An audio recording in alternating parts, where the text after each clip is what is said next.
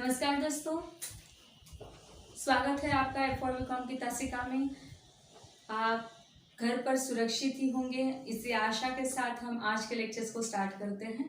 दोस्तों, आपको बोर्ड पर दिखाई दिया जा रहा है कि वैकल्पिक हिंदी का लेक्चर है और वैकल्पिक हिंदी को हमने उसे दो विभागों में उसे बांट दिया है। पहला जो टॉपिक है वह है युग निर्माता जे.आर.डी. टाटा और दूसरा है परोपकारी बिजनेसमैन अजीम प्रेमजी। दोस्तों, अब तक की जो विधि थी वह हमारी विधि पढ़ाने की विधि जो थी वह कथा एवं कविताओं के जरिए प्राप्त होती थी। चूँकि हमारी यूनिवर्सिटी ने उसी प्रकार से विश्वविद्यालय के प्राप्त द्वारा जो सिलेबस हुआ करता था उसी को हम उस प्रकार से पढ़ा करते थे। लेकिन एक अचरज की बात है कि जब बात दौर चलती है दोस्तों की इन F4BCom की क्लासों की खास तौर पर, तो F4BCom के क्लास को कथा या काव्य से कोई लेना देना नहीं होता। वास्तविक तौर पर आप लोगों को बिजनेस से स्टार्ट होता है और हर एक के दिल में और दिमाग में यही प्रश्न उभर कर सामने आते हैं कि आगे चलकर हमें कौन सा बिजनेस स्टार्ट करना है और बिजनेस में क्या क्या प्राप्त होता है, ये सब की जानकारी आगे। तो यहाँ इस जगह पर जो हमारा पहला पॉइंट है, जैसे कि युग निर्माता जे.आर.डी. टाटा, हमने आपको अभी ही बताया कि इसे हमने दो विभागों में बांट दिया है, युग निर्माता जे.आर.डी. टाटा और परोपकारी बिजनेसमैन अजीम प्रेमजी। तो चलते हैं दोस्तों, आपको आपकी वीडियो पर दिखाई दिया जा रहा होगा सिलेबस युग निर्माता जे.आर.डी. टाटा जी का। अब देखिएगा, तो यहाँ इस जगह पर जब युग निर्माता जे.आर.डी. टाटा को आप देख रहे हो तो खास तौर पर हमें टाटा की पारिवारिक पार्श्वभूमि को देखना है। अब देखिएगा कि जैसे टाटा की बात चलती है तो टाटा के परिवार की पार्श्वभूमि को भी आप लोगों को भली भांति रूप से जानना होगा, पहचानना होगा कि क्या टाटा के परिवार ने टाटा जे.आर.डी. टाटा को पूरी लगन के साथ, मेहनत के साथ उनको बड़ी जिम्मेदारियां जो सौंपी थी, क्या टाटा परिवार उसे बहुत अच्छे खासे तौर पर प्राप्त कर पाया? या टाटा परिवार ने जब जे.आर.डी. टाटा की जब शादी तय की गई तो क्या जे.आर.डी. टाटा की धर्मपत्नी ने उनको उनके बिजनेस में पूरी तरीके से मदद की या नहीं की? अब टाटा परिवार की पार्श्वभूमि क्या है? कहा जाता है ना कि हर एक व्यक्ति के पीछे कोई ना कोई राज छिपा होता है।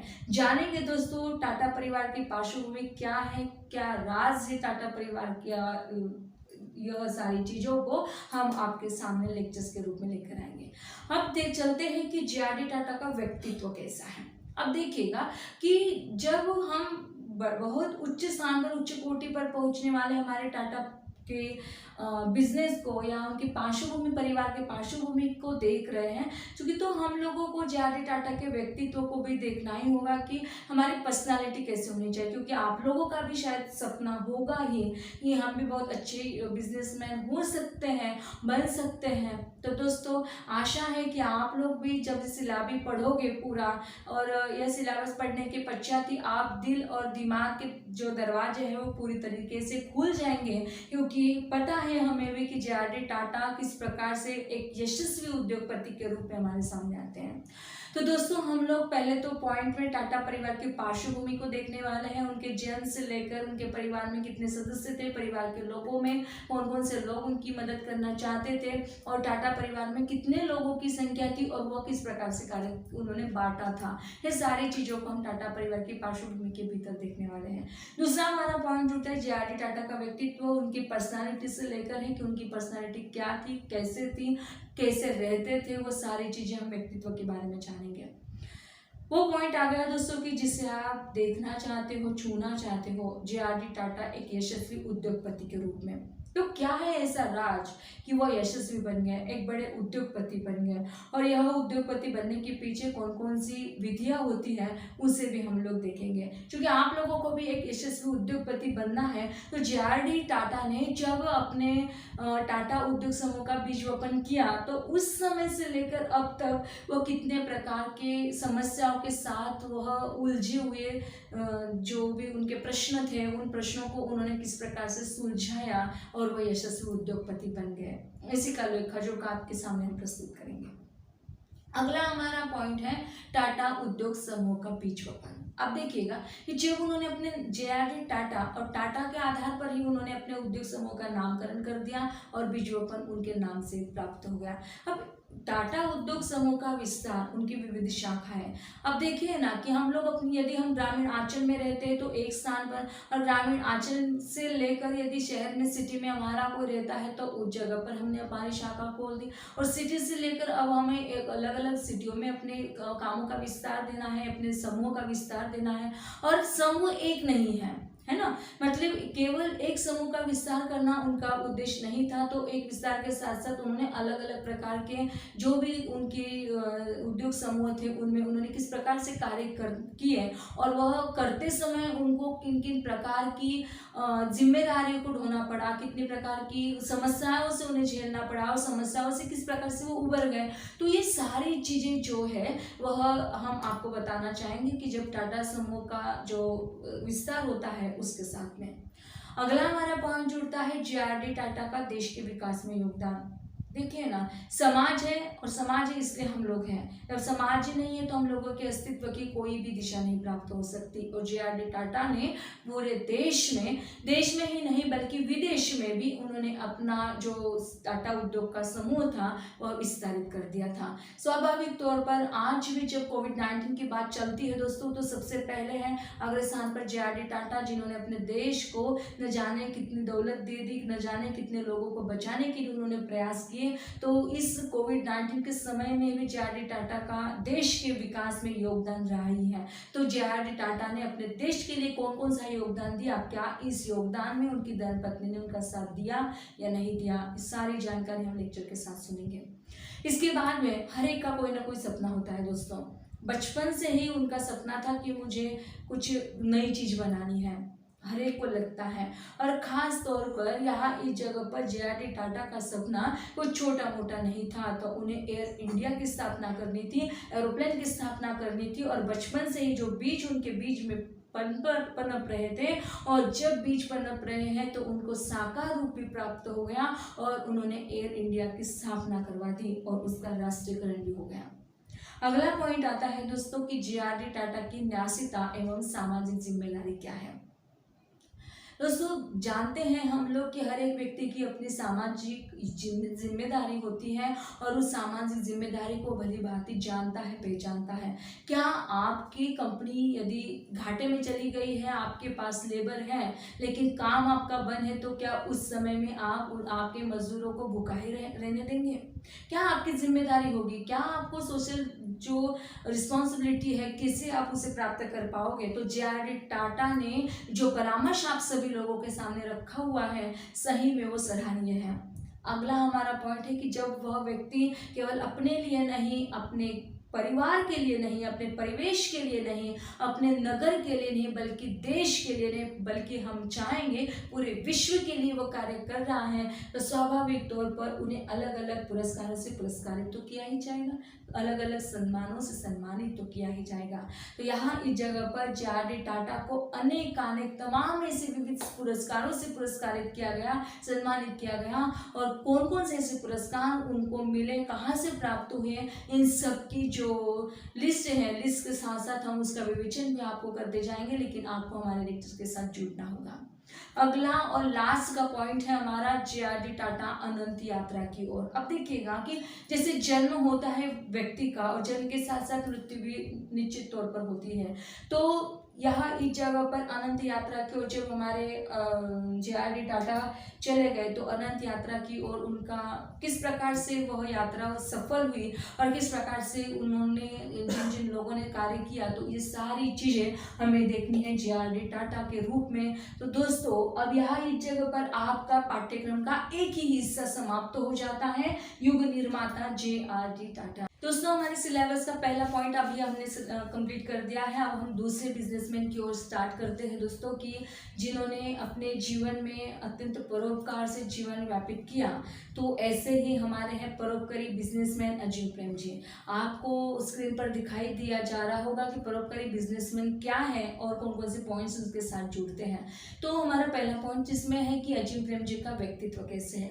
दोस्तों एक साधारण व्यक्ति की असाधारण कथा इस जगह पर हम लोगों को प्राप्त होने वाली है। जिस प्रकार से अनेकानेक प्रकार के लोगों ने समाज में अपना योगदान दिया, ठीक उसी प्रकार से अजीम प्रेम जी थे। करना कुछ चाहते थे और कर दिया कुछ और। ऐसे ही अजिम प्रेम जी। अजिम प्रेम जी के व्यक्तित्व में एक अलग ही था, क्योंकि आज भी हमारे बीच में कई ऐसे लोग आए होंगे कि जिनको बीकॉम फैकल्टी में नहीं आना था, बीएससी फैकल्टी में जाना था, मेडिकल फैकल्टी में जाना था, लेकिन कुछ ना कुछ अपनी अपनी मजबूरी रही होगी, कुछ ना कुछ प्रयोजन ऐसा रहा होगा, या माता पिता की ख्वाहिश रही होगी कि जिसके कारण हम सब लोग यहाँ इस जगह पर आ पाए। ऐसा ही कुछ हुआ अजिम प्रेम जी के साथ। क्या हुआ, कैसे हुआ, लेकिन जिस जगह पर वे पहुंच गए उन्होंने अपने लाइफ स्टाइल को किस प्रकार से उसमें ढाल दिया। आखिरकार क्या होता है अजिम प्रेम जी के लाइफ में और किस प्रकार से वो अपने आप को एक सर्वसाधारण से लेकर असाधारण की यात्रा कर पाते हैं, देखेंगे व्यक्तित्व के साथ। दूसरा पॉइंट जोड़ता है अजिम प्रेम जी की उद्योग यात्रा का प्रारंभ। जब बात व्यक्तित्व की चलती है तो स्वाभाविक तौर पर उन्होंने किए हुए हर कार्य को भी हमें देखना ही होगा। तो अजिम प्रेम जी की जो उद्योग यात्रा है, उस उद्योग यात्रा का प्रारंभ कैसे हुआ और उनमें उन्होंने कौन कौन से यात्रा, उस उद्योग यात्रा में कौन कौन सी समस्याएं आई। अब जब सर्वसाधारण बात चलती है सर्वसाधारण व्यक्ति की, तो क्या सर्वसाधारण व्यक्ति को वह समाज एक्सेप्ट कर पाएगा? क्या समाज में उन्होंने नए उद्योग को स्टार्ट किया तो क्या नए उद्योग को वह स्वीकार कर पाएंगे या नहीं, इन सब को हम देखेंगे लेक्चर में। अगला हमारा पॉइंट जुड़ता है कि अजिम प्रेम जी के द्वारा जो उद्योग का प्रारंभ हुआ वह विप्रो था। आज भी विप्रो की कंपनी के नाम से के आधार पर कई प्रोडक्ट्स हमारे हाथों में आ जाते हैं। तो विप्रो का उदय और विस्तार कैसे हुआ, कहाँ से उन्होंने अपने इस विप्रो का स्टार्ट किया और विस्तारित रूप कहाँ कहाँ उन्होंने पहुँचाया। मतलब आज भी यदि हम लोग जानते हैं, पहचानते हैं, तो विप्रो के नाम के आधार पर उसका उदय केवल आज अपने देश में ही नहीं बल्कि विदेशों में उसने अपना विस्तार धारण कर लिया है। आखिरकार विप्रो के चेयरमैन की जिम्मेदारी का भार किसने लिया, कौन बना विप्रो का चेयरमैन और किस प्रकार से उन्होंने चेयरमैनशिप निभाते निभाते कौन कौन सी जिम्मेदारियां उनको और रूप में निभानी पड़ी। अब इसके साथ में जब हम विप्रो की बात करते हैं तो कंप्यूटर बाजार में उनका प्रवेश कैसे हो गया। दोस्तों, हम आपको बताना चाहते हैं कि यहाँ एक ही बिजनेस को नहीं देखना है। जिस प्रकार से हमने देखा कि टाटा जी, जे.आर.डी. टाटा जी केवल एक ही उद्योग का विस्तारित रूप नहीं दे पाए, बल्कि उन्होंने अपने एक उद्योग के साथ साथ कई प्रकार के उद्योगों का विस्तारित रूप तैयार कर लिया। ठीक उसी प्रकार से अजिम प्रेम जी ने भी अपने विप्रो के साथ साथ कंप्यूटर बाजार में भी प्रवेश कर लिया। अब देखिएगा कि कंप्यूटर बाजार के साथ साथ वो जब अंतरराष्ट्रीय बाजार में प्रवेश कर देते हैं तो क्या विप्रो की कंपनी की ओर देखने का नजरिया उनका चेंज हो जाएगा या विप्रो कंपनी घाटे में चली जाएगी। कंप्यूटर बाजार में प्रवेश होने के बाद सारी जानकारी हम देंगे हमारे लेक्चर्स में। जब कंप्यूटर बाजार में विप्रो का स्थान एवं महत्व बढ़ जाता है, अब देखिएगा कि जब कंप्यूटर का बाजार आता है तो उनमें विप्रो का स्थान क्या होता है और विप्रो के महत्व को किस प्रकार से हम जान पाएंगे। अब इनके साथ साथ विप्रो की कार्यप्रणाली, अब देखिएगा ये सारी चीजें आपको इसलिए भी बताई जा रही है, इसलिए ये सिलेबस संपादक मंडल ने आप लोगों को दिया है क्योंकि आप लोगों का जो मेन पर्पज है वो आपको बिजनेसमैन बनाना है। तो मुझे ऐसा लगता है कि आपके जो दिल और दिमाग के जो दरवाजे होंगे वो आपके स्विच ऑन कर दिए होंगे, क्योंकि यहाँ इस जगह पर आपको केवल आपका ही नहीं बल्कि आपके परिवार का जो सपना है उसे अब आप साकार करने जा रहे हो।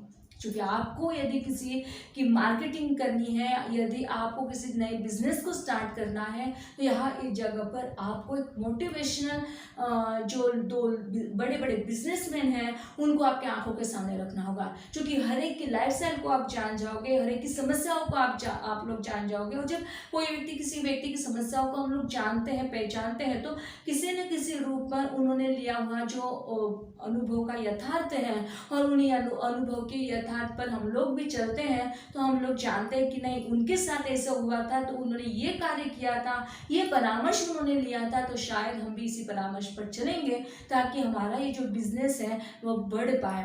क्योंकि हम लोगों को पता है कि बिजनेस चलाने के लिए दिमाग को ठंडा रखना पड़ता है और जीवा पर शक्कर रखनी पड़ती है। ठीक यही कार्य परोपकारी बिजनेसमैन अजिम प्रेम जी के साथ हुआ। कई घटनाएं ऐसे हमारे जीवन में घटित होती है दोस्तों कि हमारे जीवन में उथल पुथल मच जाती है। कई बार स्ट्रेस का वातावरण निर्माण हो जाता है और कई बार हम अपना पूरी जो भड़ास होती है वो अपने क्लाइंट पर निकाल देते हैं। तो किस प्रकार से अपने आप को हमें संतुलन में रखना है, किस प्रकार से संतुलन में रखकर हमें अपने क्लाइंट से, अपने ग्राहक से बात करनी है और किस प्रकार से हमें नए लोगों को इस जगह पर प्रवेशित करने हैं। तो यहाँ से अजीम प्रेमजी और JRD टाटा के जरिए हम आपको वह सारी जिम्मेदारी जो होती है एक बिजनेसमैन की, वह हम आपको समझाने का प्रयास करेंगे। हमारा अगला पॉइंट इसके साथ जुड़ता है कि विप्रो की कार्य प्रणाली कैसे थी, कहाँ उन्होंने कार्य किया, किस प्रकार से कार्य की प्रणाली की और किस प्रकार से विप्रो ने अपना पूरे समाज में स्थान निभाया। अगला पॉइंट जुड़ता है दानवीर अजीम जी। अब देखिएगा, हर कोई व्यक्ति दान देने के लिए लोलुप हो जाता है, लेकिन दान भी वही व्यक्ति दे सकता है जिनके पास धन होता है। अब देखिए, यहाँ इस जगह पर भी दान वही लोग दे रहे हैं। जैसे हमने देखा सुना कि जब JRD टाटा की बात चलती तो टाटा परिवार की ओर से हमारे देश को बचाने के लिए न जाने कोविड-19 के समय में कितना धन वो लोग दे पाए। ठीक उसी प्रकार से दानवीर अजीम जी ने भी अपना जो कार्य था वह कार्य करने के लिए वह तैयार हो गए और दानवीर अजीम जी ने अपना कार्य स्टार्ट कर दिया और उन्होंने ऐसे लोगों को बचाया जिन लोगों को धन की आवश्यकता थी, जिन लोगों को शिक्षा की आवश्यकता थी, उन लोगों को बचाने का कार्य दानवीर अजीम जी ने किया। अब लास्ट का पॉइंट जुड़ता है हमारा देश के विकास में अजीम प्रेमजी का योगदान। देखिएगा दोस्तों, यहाँ इस जगह पर ऐसे दो उद्योगपतियों के साथ आप लोगों को जोड़ना है। एक ऐसे साधारण व्यक्ति थे जिन्होंने अपना कार्य असाधारण तौर पर करवा दिया और उन लोगों ने अपने देश के विकास में किस प्रकार से योगदान दिया, यह तो सारी चीज़ें हम आपके सामने रखने ही वाले हैं। मतलब एक है कि हम उनके व्यक्तित्व को भी देखने वाले हैं और उनके पूरे किए गए कृतित्व को भी। मतलब उन्होंने अपनी क्रियात्मक जो शैली थी, क्रियात्मक उनकी जो स्टाइल थी, उसे भी हम आपके सामने रखना चाहेंगे।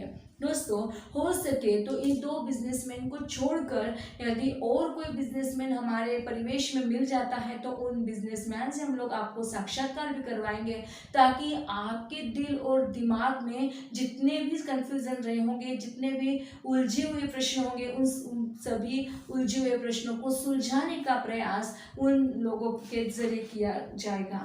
और स्वाभाविक तौर पर यहाँ इस जगह आप लोगों को जो स्लाइड्स दिखाई दी जा रही है, यही आपका सिलेबस है और इसी सिलेबस के आधार पर आपको प्रश्न संच जो है वह भी तैयार हो जाएगा।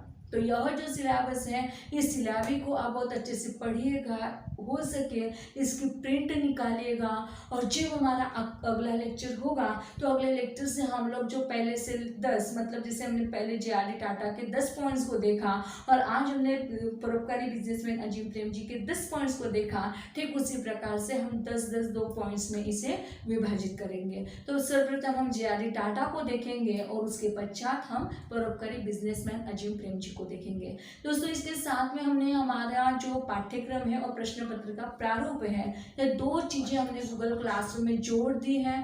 तो इस सिलेबस के विवेचन के पश्चात तुरंत ही यह तो केवल इंट्रोडक्टरी सेशन था दोस्तों। तो इंट्रोडक्टरी सेशन में हमने आपको पाठ्यक्रम का केवल एक झलक दिखा दी है कि यह सिलेबस क्या है और कौन कौन सी चीज़ें इसमें आती हैं। तो इन सिलेबस का पूरा जो प्रारूप होगा हम स्टार्ट करेंगे हमारे जो युग निर्माता JRD टाटा है उस लेक्चर्स के साथ।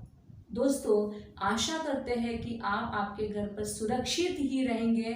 आप आपके सिलेबस को आपके साथ में प्रिंट आउट निकाल कर रखिएगा, ताकि एक भी पॉइंट न तो हमसे मिस हो पाए और न ही आप इनसे छूट सकें। तो दोस्तों, इन्हीं शब्दों के साथ हम विराम लेते हैं और मिलते हैं अगले लेक्चर्स में। तब तक के लिए धन्यवाद।